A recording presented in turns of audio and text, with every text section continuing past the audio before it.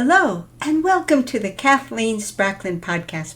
I am a woman on a mission to gather a cadre of writers, thinkers, and teachers who are transforming the world, one character at a time.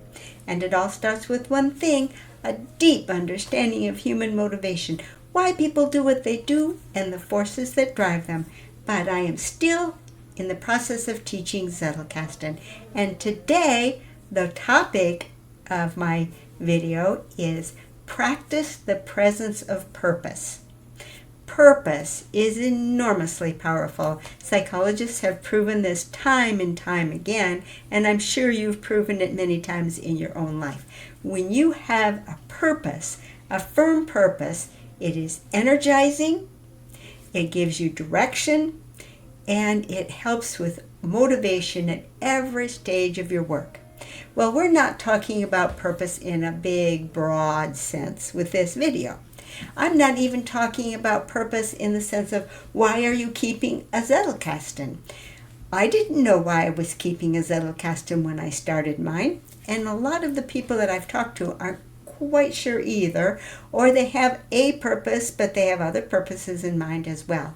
I'm going to go a little bit narrower. I'm going to talk about two kinds of purpose. That is, when you choose a source, I'm going to refer to it as a book, but it could be any kind of a source. What is your purpose in reading that book? And the other way that we're going to talk about it is when you make a main card from something that's going to go into your Zettelkasten. What is your purpose in creating that main card? So let's go over to the down-facing camera and we'll talk about it in a little more detail. Okay, here is our model bib card. We always begin with a nickname for our source.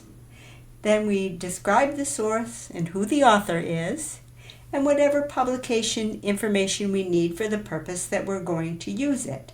And I've just started adding for books who recommended the book because I'm building up quite a backlog of unread books lately, and as I add new ones, I want to have a clear reason why it was that I'm reading this new book, or why I bought this new book that I have not yet read. And so purpose for me is hugely important, that I'm going to include that purpose on a bib card for every book I buy, for every source that I turn to for my Zettelkasten. This purpose can do a whole lot of good for us. It helps us target our reading. If we have a purpose for reading, then we can evaluate as we go along, is this book meeting this purpose? If the book is not meeting the purpose, we can give ourselves permission to stop reading the book, and that can be an enormous time saver as well. Another part of this card, just to conclude the components, I've added an optional component, which is what actually influenced me to buy that card. Just because someone that I know and respect has recommended it doesn't necessarily mean that it's going to fit my purpose. What was it that turned the tide and caused me to actually get that book coming my way, whether checking it out from a library or making a purchase of the book? But for our purposes today, practice the presence of purpose, we're really focusing on this card, this notation right here. Purpose has a very, very, very important function.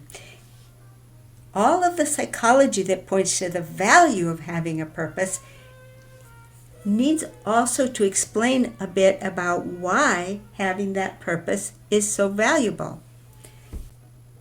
Purpose also shows up here when we're making a main card. This is our model main card. Our model main card always begins with the information that we received from the source and a note of what the source was, and that source is going to be the nickname that we gave it on the bib card. These two are going to be the same. Then after we gather the information from the source, we're going to always add our feelings about that information. That is sometimes referred to as a reflection note, although oftentimes when they're referring to a reflection note, it's a card that's only a reflection note. I like to have both the information from the source and my feelings about the information either present on the same physical card, or occasionally, if I run over, then I will pull out a second card and I nip off the corner so that it's easy for me to see that this is an extension card. Then I'll put one of in this corner, two of in here, and go on if I need to. But for today's talk on Practice the Presence of Purpose, I'd like to focus in on this feelings or reflection note, because this is the area that is our purpose. We had a purpose in choosing that source in the first place, and we might want to ask ourselves very, very productively, how did that purpose get fulfilled in the card that we chose? This note and this purpose can be a very valuable tie-in to one another. Purpose can be a tad difficult. If we're used to practicing the presence of purpose, purpose might be something that we just quite naturally think about. But if we aren't practicing the presence of purpose on a regular basis, our purpose can end up feeling like added homework, like a difficulty, something that has to be surmounted. The interesting thing about adding the purpose right here in your main cards and adding purpose here for the books that you read is these are relatively easy purposes to come up with.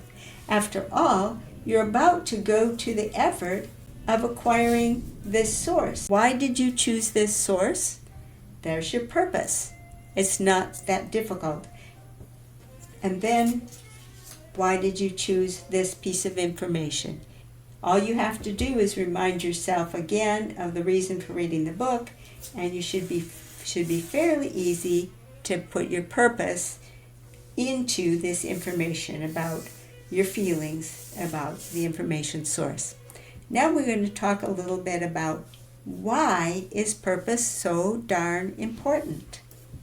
And I'll come back to the face front to review that. Okay, why on earth so much emphasis on purpose? Well, you know, and that's something that I love to talk about, is our amazing split brain. Our amazing brain that processes both thoughts and feelings. Our amazing brain that is both highly verbal and less verbal. Our amazing brain that likes to process things sequentially and analytically, and the side of our brain that likes to go by intuition and instinct and emotion. Those two sides of the brain can be a little bit difficult to get synchronized. Heaven knows, if I look at myself, sometimes I even have a hard time getting my conscious brain to settle down and do what I want it to do, much less corralling my less conscious brain.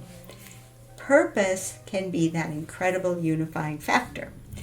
Purpose can be the message by which we tell our subconscious mind, our less verbal mind, why is this important?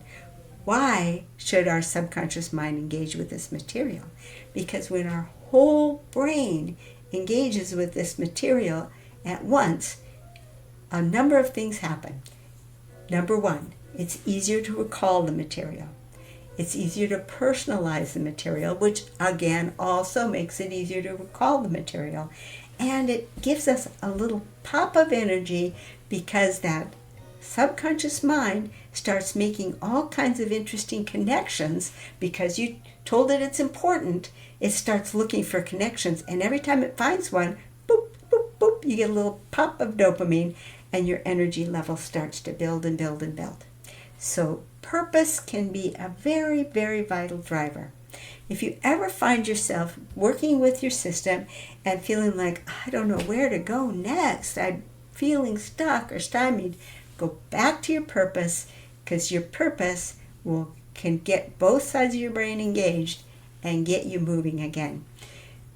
Purpose is a great thing to start practicing.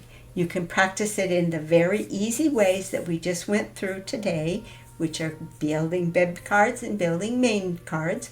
Very small, easy purposes. But if we start each day with the concept of what's my purpose for this day, if we keep in the back of our minds, what's my purpose in keeping all these Zettelkasten notes? This concept of purpose will be easier and easier and easier to answer. And every time we put our focus on that purpose, all kinds of synergies start to play together and work together to help us meet our goals. And that is a very, very powerful thing. Even business coaches will tell you the power of purpose in calling all kinds of resources that you may have not noticed that are in your environment. But when you've got that purpose connection going, you spot them, you're aware of them, and you can start taking advantage of the wonderful opportunities that are present in your life. And who knew that it could start from a simple main card, that it could start from a simple bib card? Practice the presence of purpose. Bye-bye.